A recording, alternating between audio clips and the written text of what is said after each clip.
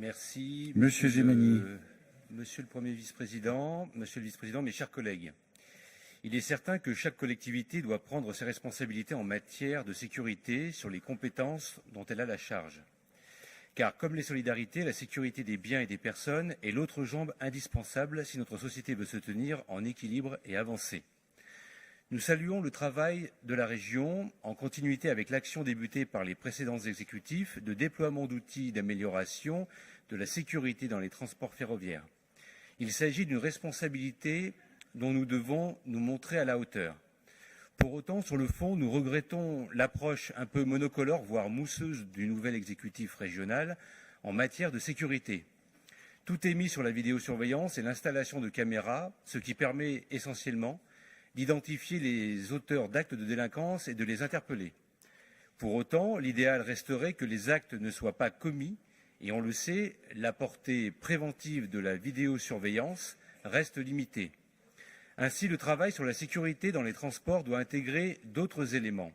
La question de la présence humaine dans les trains et dans les gares, par exemple, avec des contrôleurs et des personnes derrière les guichets, reste la meilleure façon de prévenir les actes de délinquance et d'améliorer également le sentiment de sécurité dans les transports. De la même façon, l'exécutif ne doit pas perdre de vue son objectif, améliorer concrètement la sécurité dans les transports et donc diminuer les faits de délinquance. L'augmentation du nombre de PV effectués par les forces de police ou le nombre d'interventions déclarées par les policiers ayant bénéficié du tarif illico-sûreté ne sont, et par conséquence, ne doivent certainement pas être les seuls indicateurs suivis par l'exécutif. Où est l'usager dans tout ça?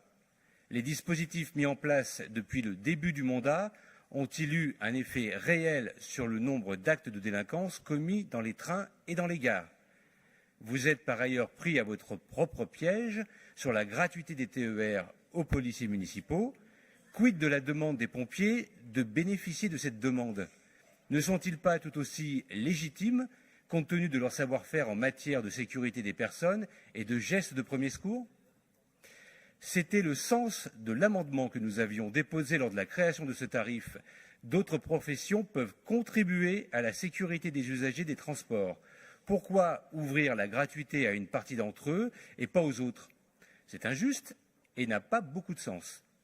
Enfin, l'exécutif choisit de mettre le paquet sur la sécurité. Très bien. Mais il semblerait que d'autres sujets doivent également nous préoccuper concernant notre politique de transport. Le confort des usagers, l'emport des trains, la fermeture de guichets, la suppression de dessertes TER et TGV, la survie de notre petite ligne.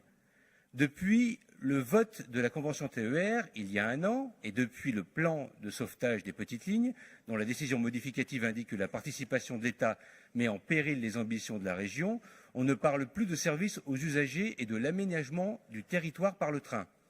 On finance la survie de petites lignes, mais nous devrions réfléchir aussi à des solutions de développement qui pourraient assurer leur maintien sur un temps plus long. Madame la vice-présidente, le vice-président, propose dans le cadre, Madame la vice-présidente propose dans le cadre du SRADET un travail autour d'un bouquet de services de mobilité multimodale pour les usagers, mais rien de concret pour l'instant dans le travail avec les autres autorités organisatrices de la mobilité. On ne voit rien venir sur la préparation de l'ouverture à la concurrence. Les sujets sont nombreux et l'exécutif ne doit pas se réfugier derrière des annonces, une communication et une propagande outrancière sur la sécurité, dont l'objectif, et personne n'est dupe quand on connaît un peu Monsieur le Président, va bien au-delà des intérêts régionaux. La sécurité est un sujet trop sérieux, il ne mérite pas le superficiel ni l'approximatif. Il ne mérite pas non plus d'être ce leurre pour faire oublier le reste des défis à relever pour une politique des transports ferroviaires plus ambitieuse et plus efficace pour nos usagers. Je vous remercie.